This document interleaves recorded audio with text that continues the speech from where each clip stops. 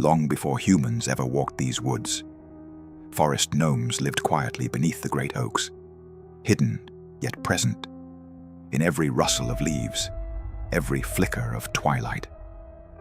They worked together, gathered quietly, and loved the hush of deep forest life. No one boasted, no one hurried. The forest itself set the rhythm. Evening settled softly across the clearing, and the forest gnomes shared simple meals beneath the oak boughs. But far away, young Fonkin stirred from strange dreams he could not fully remember.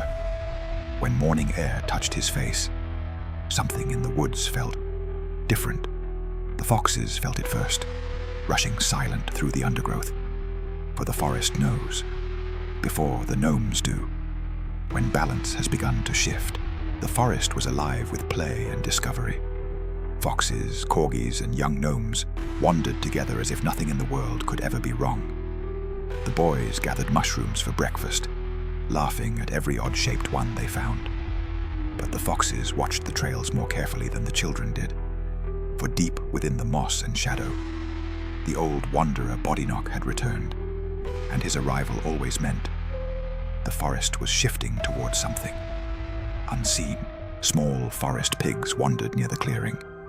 Young corgis trotted beside them, curious, alert, sensing the shift before the gnomes ever would.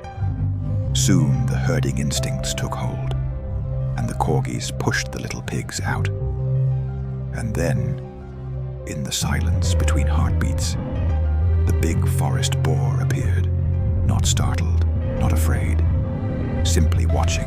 That night, beneath the cold moon, the boar became something more than flesh and tusk.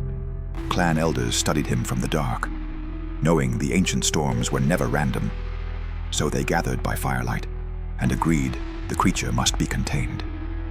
They built a cage with all the strength they possessed, but the boar shattered it with ease. And from that breaking moment forward, the forest gnomes understood. This darkness was not meant to be stopped. The captured boar was hauled slowly toward the Great Lake, pulled by stubborn gnome ponies, and followed by curious foxes and young corgis. Ancient, sentient, aware the offering was coming. At the shoreline, the heavy cage was placed in silent reverence. Lightning shimmered across the distant water, though no storm had yet formed. The boar waited. The lake waited. And the forest gnomes prayed they were doing the right thing. The Great Lake became perfectly still. The forest gnomes and the lake gnomes stood side by side, in full quiet respect. The great boar, once so violent and dangerous, now wandered calmly, peaceful as the living water itself.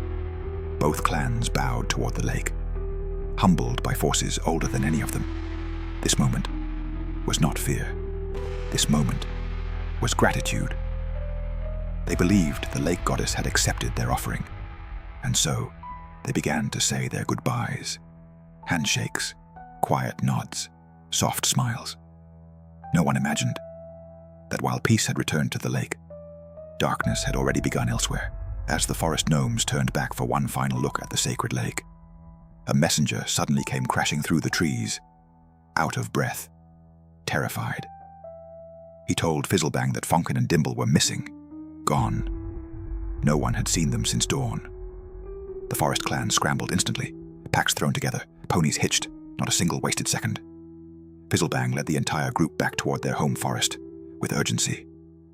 And when they arrived, waiting for them in the clearing, was Bodynock, the ancient sage. He already knew. Something terrible had begun. They found a patch of black fur, tangled deep in a stand of blackberry thorn. Fook, the clan fox, sniffed it carefully, and confirmed it came from the black coyote. In forest gnome lore, the black coyote was not just an animal, he was a force, a warning, a shadow spoken of in stories older than any living gnome. So they hiked deeper into the oak forest, torches raised against the coming dark. From behind a massive oak trunk, the black coyote stepped into partial moonlight. Slow, deliberate, red undertones in black fur, ember eyes that were thinking. The small campfire crackled inside the ancient clearing, embers rising like tiny souls, the night holding its breath. Even the wind refused to move. The forest gnomes whispered urgently, not panic, but ancestral memory awakening. Fizzlebang nodded hard once. They would camp early. The old oak forest was speaking again. At sunrise, the forest felt gentler again. Fizzlebang walked the morning trail in quiet thought, the weight of the night still heavy on him. The hill clans gathered in silence, unsure what the black coyote meant, and from a far ridge, the coyote watched them, not hunting, but guarding.